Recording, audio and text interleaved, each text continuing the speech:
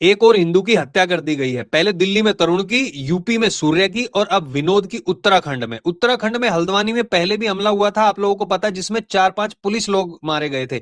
लेकिन अब विनोद नाम के युवक को, जो कि बजरंग दल का था, उसके परिवार के सामने, बच्चों के सामने निर्दयता से मार दिया गया। 50 लोगों की मुस्लिम भीड़ ने अंधाधुंध, जिसमें मुस्लिमों की उनकी वाइफ, उनके बच्चे, सब लोग शामिल थे, वो कुल्हाड़ी, हथौड़ा, सरिया, सारे हथियार लेकर आए थे और एक के बाद एक सर पर वार करते हुए वहीं पर उसको धराशायी कर दिया।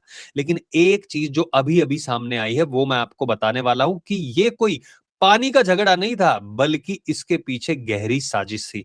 तो इस वीडियो को अंत तक देखना और आप लोगों से निवेदन है इसको सब लोगों तक शेयर जरूर करना। बस आपसे एक छोटा सा सवाल है, हिंदुओं पर हमले ये कब रुकेंगे?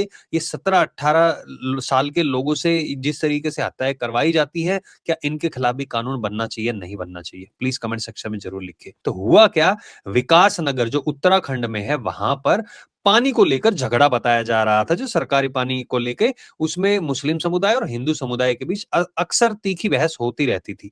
लेकिन क्या हुआ, शनिवार को आए 50 के लगभग लोग, हाथ में हथौड़ा लेके, सरिया लेकर, बैट लेकर, कुल्हाड़ी लेकर, फावड़ा लेकर, और पहुंच गए उसके घर पर। किसके? विनोद के, जो बजरंग दल का नेता था, और उसके सर पर हथौड़े से वार किया गया। आप सोचिए, अगर ये आम लड़ाई होती पानी की और वैसे पिटाई की लड़ाई होती, हथौड़ा लेके आए हैं और वो भी सीधा सर पर वार किया, कुल्हाड़ी से सर पे वार किया। आप सोचिए, ये पूरी की पूरी प्लानिंग के तहत किया गया, खौफ लोगों में बैठ जाए इसलिए किया गया। और ये पहले दिल्ली में, मैंने बताया ना, दिल्ली में तरुण की हत्या कर दी होली के त्योहार पर। 26 साल का था, उसके छाती पे बैठ के पत्थरों से मारा था, आप सोचिए। उसके बाद यूपी में सूर्या को उसी के दोस्त ने बुला के, उसके बाप ने प्लान बनाया कि बेटा ईद के दिन इसको मारेंगे, इसको लेके आया, और चाकू से उसको गोद दिया था।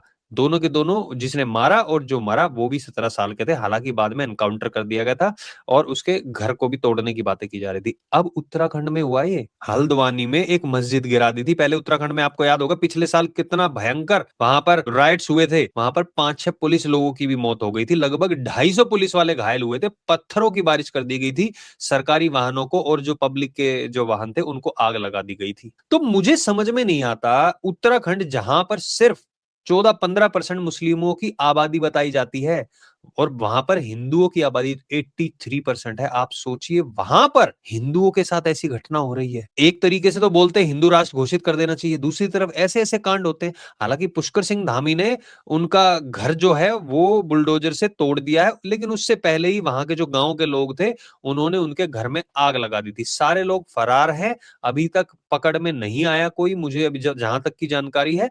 लेकिन बताया जा रहा है कि 12 लोगों को नामजद किया गया और लगभग 30 से 35 अज्ञात लोगों के खिलाफ भी मामला दर्ज किया गया है, इंटेंशनली और एक मोटिव के लिए हत्या करने का प्रयास।